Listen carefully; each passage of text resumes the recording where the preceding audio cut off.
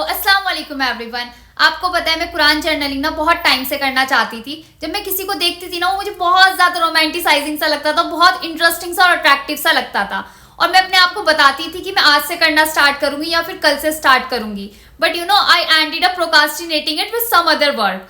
चलिए मैं आपको दिखाती हूँ आज जो मैंने नोट्स लिए हैं या फिर जो कुछ की पॉइंट्स हैं जो मैंने अपने पास नोट डाउन किए हैं अपनी जर्नलिंग में। कुरान जर्नलिंग में इस तरीके से करने वाली हूँ। तफसीर के लिए मैं यूट्यूब को फॉलो करूंगी और ट्रांसलेटेड कुरान है जो मेरे पास उसकी ट्रांसलेशन को फॉलो करूंगी और जो भी मुझे नेट से हेल्प चाहिए होगी और भी जो रिसोर्सेज हैं मैं उनको फॉलो करने वाली हूँ और जो भी इंपॉर्टेंट सूरत हैं या वर्सेज हैं मैं उनको नोट डाउन करूंगी।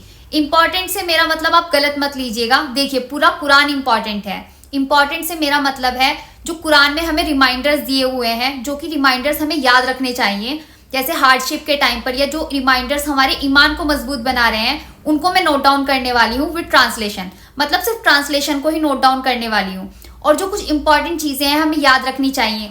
कुछ इंपॉर्टेंट पॉइंट्स जो मैं याद रखना चाहती हूँ जैसे कि सूरह फातिहा है, ये मक्की सूरत है, इसको ओपनिंग सूरा भी बोलते हैं कुरान की। इसमें 7 वर्सेस हैं, एक सेक्शन में ये डिवाइडेड है। सूरह फातिहा जो है ना मेरे दिल को पता नहीं क्यों बहुत ज्यादा अटैच सूरत है ये। इसके बारे में तो मैंने पूरी ट्रांसलेशन लिखी है, मैं इसको हमेशा याद रखना चाहती हूँ। मैं तो हमेशा पूरा कुरान ही मेमोराइज करना चाहती हूँ पर अगर अल्लाह करा पाए मुझसे, लेकिन जितना मैं कर सकती हूँ अपने ओन से मैं वो तो ट्राई करूँ ना। चलिए मैं आपको दिखाती हूँ जो मैंने जर्नलिंग की है।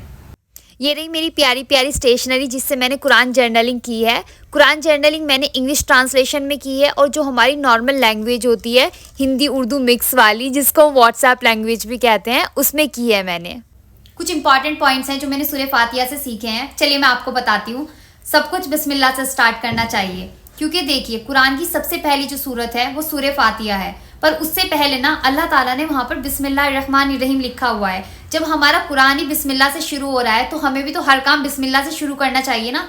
और दूसरा है अल्लाह की ज़्यादा से ज़्यादा हम्दो सना करनी चाहिए क्योंकि तमाम तारीफ़ें बेशक अल्लाह के लिए ही हैं। और इसके लिए मैं आपको एक पॉइंट और बताती हूँ। जब हम नमाज पढ़ते हैं उसमें होता है समी अल्लाहु लिमन हमीदा रब्बना लकल हम्द। उसका मतलब आपको पता है, उसका मतलब यही है कि जिसने अल्लाह की हम्दो सना की, जिसने अल्लाह की तारीफ की, अल्लाह ने उसकी सुन ली। तो अगर आप चाहते हैं अल्लाह आपकी सुने तो आपको ज़्यादा से ज़्यादा अल्लाह की हम्दो सना करनी चाहिए ना, अल्लाह की तारीफ करनी चाहिए ना। और बेशक तारीफ के काबिल सिर्फ अल्लाह ही है। थर्ड पॉइंट है आपको अल्लाह के 99 नेम्स को याद रखना चाहिए, उनके मीनिंग को याद रखना चाहिए। और जब आप दुआ मांग रहे हैं ना तो उन्हीं 99 नेम्स के साथ दुआ मांगे क्योंकि जब आपको कोई दुआ इम्पॉसिबल लग रही होगी ना तो उस टाइम पर आप अपने माइंड को याद दिलाएंगे अल्लाह का एक नाम है या कादिरू, जिसका मतलब है अल्लाह हर चीज़ पर कादिर है। तो उस टाइम पर आपको लगेगा नहीं मेरे लिए तो इम्पॉसिबल है ना, अल्लाह के लिए तो सब कुछ पॉसिबल है, अल्लाह हर चीज़ पर कादिर है। तो इससे आपको होप मिलेगा और आप पॉजिटिव हो जाएंगे।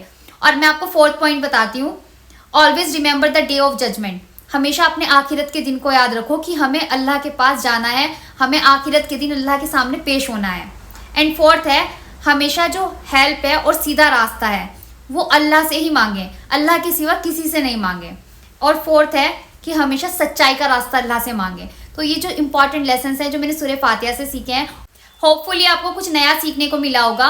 और अगर नया सीखने को भी नहीं मिला, आपका जो पुराना याद किया हुआ है, जो चीज़ें आप पहले से जानते हैं उनका आपको रिमाइंडर मिल गया हो, तो अगर वीडियो अच्छी लगी है या फिर आपको कुछ नया सीखने को मिला है तो वीडियो को लाइक कर देना और चैनल को सब्सक्राइब कर देना। मिलते हैं नेक्स्ट वीडियो में, तब तक के लिए बाय बाय।